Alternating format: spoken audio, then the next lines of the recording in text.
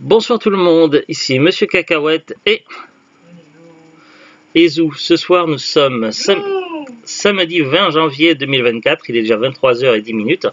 Ce soir dans ce nouvel épisode de Parlons DVD, on a regardé Revolt avec Bérénice Marlowe, Lee Pace et d'autres acteurs. Comme vous pouvez le voir, dans le titre du film Revolt, il y a un symbole, c'est très important. Alors, on est sur un film qui culmine deux genres prédominants, donc les genres science-fiction et les genres guerre. Alors on est sur un film qui s'inspire un peu de la mouvance de tous les films qui ont été déclinés sur la guerre des mondes. Vous voyez la guerre des mondes, le film d'original, ensuite le remake de Steven Spielberg, et puis il y a eu plein de films plus ou moins réussis ou plus ou moins ratés qui ressemblaient beaucoup à la guerre des mondes. Il y a eu les films de la trilogie Skyline aussi. J'ai vu que le premier qui était plutôt pas mal, mais bref, le principe c'est des extraterrestres arrivent, ils envoient des robots ou des créatures un peu particulières pour rassembler des gens, et puis des vaisseaux spatiaux kidnappent les gens et on ne sait pas ce qu'ils deviennent. Et puis les humains essaient de se défendre, de trouver une solution, de combattre les extraterrestres. Grosso modo, c'est plus ou moins ça qui tourne autour des films dérivés de la guerre des mondes. Il y a même eu des films Asylum qui ont parodié un peu tout ça. Là, dans Revolt, donc là, on est, effectivement, il y a des similitudes, mais il y a aussi un point de vue original. Alors là, l'action se passe en Afrique. On va trouver dès le début. Oui, mais après, il ne va pas y avoir que le Kenya, ils vont traverser une grosse partie de l'Afrique. Le Kenya, ça se passe pas en Afrique, peut-être? Si, mais ça va se passer. Non, au Kenya, tu me dis. Oui, mais ça va pas se passer que au Kenya. Oui. C'est pour ça que je dis ça. L'action se passe sur le continent africain. Du coup, qu'est-ce qui s'est passé? On va retrouver donc un homme et une femme dans une cellule. La femme est une médecin de l'armée française et le soldat est un soldat américain apparemment surentraîné qui est excellent au combat et qui maîtrise plusieurs langues. Par contre, il est amnésique. Du coup, il y a une partie de son uniforme qui est déchirée. On ne voit qu'une partie de son nom, donc Beau. Il manque le reste. Du coup, la fille va l'appeler Beau.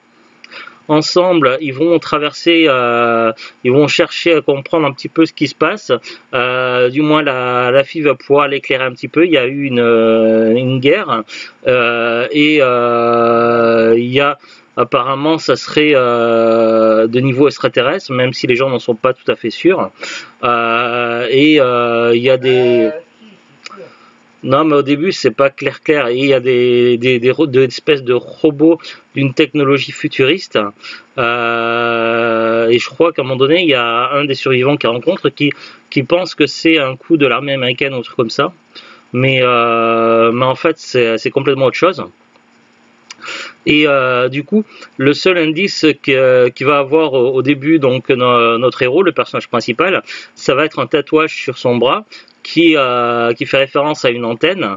Et donc, au travers de leur périple, ils vont rencontrer des gens qui vont leur apporter quelques éclaircissements et ils vont savoir qu'ils vont devoir retrouver une tour antenne géante américaine. Là-bas, ils comptent espérer trouver d'autres survivants et peut-être... Non, c'est ce qu'il espère le héros en tout cas. Et peut-être avoir un début de solution pour combattre cette nouvelle menace. Du moins c'est ce qu'il espère. Du coup ils vont traverser une partie de l'Afrique pour aller jusque là-bas. Ils vont rencontrer différents protagonistes, à la fois des pillards mal intentionnés, mais également des gens isolés qui tentent de survivre comme ils peuvent, d'échapper à tout ça. Et ils vont devoir se ravitailler, trouver de l'eau, trouver des véhicules, trouver des abris. Ils vont à de nombreuses reprises faire face à ces espèces de robots monstrueux qui désintègrent les gens. Et ils vont même être confrontés à un vaisseau extraterrestre. Puis finalement, donc, alors j'essaie de ne pas trop spoiler, mais les deux personnages vont être séparés. Et du coup, le héros va continuer son chemin seul jusqu'à trouver une base de résistance qui a un début de solution. Ça serait d'approcher un de ces vaisseaux et de larguer une espèce de bombe de type EMP, donc électromagnétique, de façon à faire dysfonctionner le vaisseau et les robots alentours pour pouvoir neutraliser la menace. Ça, c'est le plan. Et il s'avère que notre héros n'est pas un personnage ordinaire. Il semblerait que, pour une obscure raison, donc ça je ne vais pas dire pourquoi pour ne pas spoiler, mais l'ennemi ne semble pas s'intéresser à lui, et il aurait certaines aptitudes au niveau électrique, un peu comme s'il avait un genre de super pouvoir. Donc du coup notre héros va devoir faire avec les moyens du bord et aider la résistance à combattre cette menace extraterrestre. Et plus il va avancer dans son périple, et plus des souvenirs vont lui revenir sous forme de flashback, et plus on va avancer dans l'histoire, et plus il va comprendre en fait ce qui lui est arrivé, et pourquoi il s'est retrouvé dans une telle situation. Donc on est sur un film avec une fin ouverte. Il n'y a pas vrai. Ce qui va être un peu décevant, c'est que on va manquer d'éclaircissement sur les extraterrestres, l'origine de cette attaque, et également qu'est-ce qu'ils font des prisonniers qui capturent à bord de leur vaisseau. Tout ça on ne le sait pas. Mais on a quand même une fin ouverte, puisque à la fin du film, les rebelles donc ont pu stopper stopper un vaisseau extraterrestre ainsi qu'une partie de l'invasion. Mais évidemment, il doit y avoir certainement, on imagine qu'il doit y avoir d'autres vaisseaux ailleurs et d'autres robots ailleurs. Donc, même s'ils ont la solution, le combat n'est pas terminé. Du moins, c'est ce qu'on imagine à la fin du film, que le combat continue et que peut-être qu'ils avaient prévu de faire d'autres films par la suite. Donc, on est quand même sur une fin ouverte et qui laisse quand même plusieurs choses en suspens. Et évidemment, certains détails qui nous manquent, comme le moment où ça a commencé, et ce qui est devenu des autres nations, parce que certains survivants auraient tendance à dire que la plupart des pays sont tombés, qu'il n'y a plus d'États-Unis, qu'il n'y a plus de Chine et autres. Sauf qu'on voit par moments des chasseurs et qu'on voit que le combat continue. Donc est-ce que les pays sont tombés réellement les uns après les autres, ou est-ce qu'il y aura peut-être d'autres films qui montrera la guerre dans les autres pays contre cette invasion extraterrestre? Donc voilà, ça laisse quand même beaucoup de choses en suspens. Le film est plutôt bien réalisé dans l'ensemble et de bonne qualité. J'ai vu beaucoup de films sur cette thématique qui étaient vraiment pas terribles et même très mauvais. Voilà, trop de films ont essayé de copier la guerre des mondes. Là, on est sur une version plutôt originale et qui apporte quand même quelque chose de nouveau et de la fraîcheur. Les personnages sont plutôt sympathiques. Donc j'ai tendance à dire que c'est un film plutôt de qualité qui est plaisant à voir et qu'on pourrait revoir à l'occasion. Mais voilà, malheureusement il y a trop de choses qui restent en suspens, donc ça serait vraiment bien qu'ils apportent une suite un jour, si tant est qu'ils puissent la sortir. Alors Zouglu, tu as regardé tout à l'heure la fiche Wikipédia, et apparemment il y a certains acteurs plus ou moins connus quand même dans le film, notamment le héros. On va y revenir dessus dans un instant. Moi j'ai pas regardé la fiche Wikipédia du film, j'ai regardé... Oui, tu as regardé sur ton téléphone. On va... La fiche Wikipédia d'acteur. Alors, regardez la fiche Wikipédia d'acteur. Moi, je vais regarder la fiche Wikipédia du film en lui-même. Par contre, je vais vous lire d'abord le synopsis qui est au dos. Donc, je vous présente quand même le boîtier DVD. Donc, c'était un DVD acheté à Noz, donc dans les petits prix, c'était genre 1 €, un truc comme ça. Donc voilà, le film Revolt. C'était un film que j'avais quand même noté sur ma fiche de film que je voulais acheter en DVD. J'avais vu la bande-annonce sur Allociné il y a des années. Et finalement, lorsque je l'ai trouvé à Noz, je l'ai acheté direct. Donc, je n'avais pas hésité une seule seconde. En plus, dès qu'il s'agit de science-fiction, moi je suis fan. Alors, une seule option, reconquérir la Terre. Alors qu'une invasion extraterrestre fait rage et qu'un déluge de feu est sur le point d'anéantir notre monde, un soldat américain se retrouve au plus près de la ligne de front, au cœur de ce conflit apocalyptique.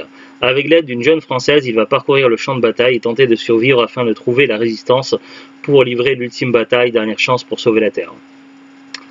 Retrouver Lee Pace, l'ennemi juré des Gardiens de la Galaxie. Oui, parce que l'acteur principal est joué Ronan l'Accusateur dans les Gardiens de la Galaxie. Alors, maintenant on va voir la fiche Wikipédia. Revolt est un film de science-fiction post-apocalyptique britannique réalisé par Joe Miel, sorti en 2017. Donc vous voyez, c'est un film pas très vieux.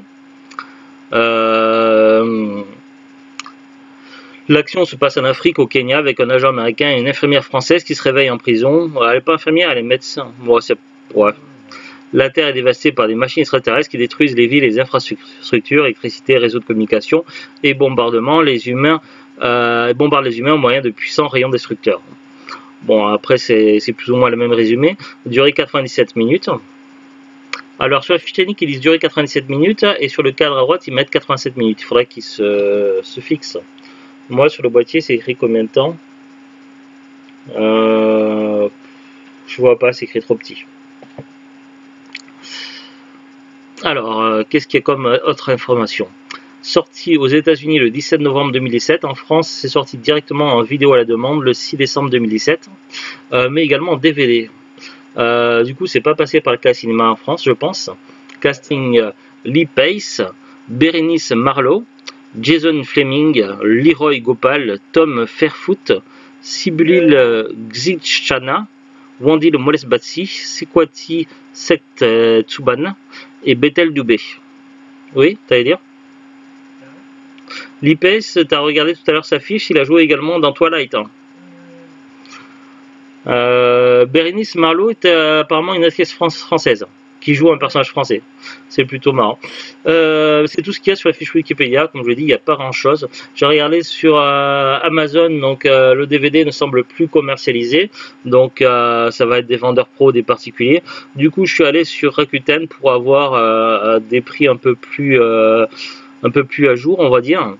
Donc là, Revolt, donc c'est un DVD qui cote pas cher visiblement. Je vois sur sa fiche de Rakuten, on peut le trouver neuf à partir de 2,85 €, ce qui est un prix vraiment très correct, et d'occasion à partir de 90 centimes. Donc voilà, c'est un DVD sur internet qui semble pas coter trop cher si on cherche bien.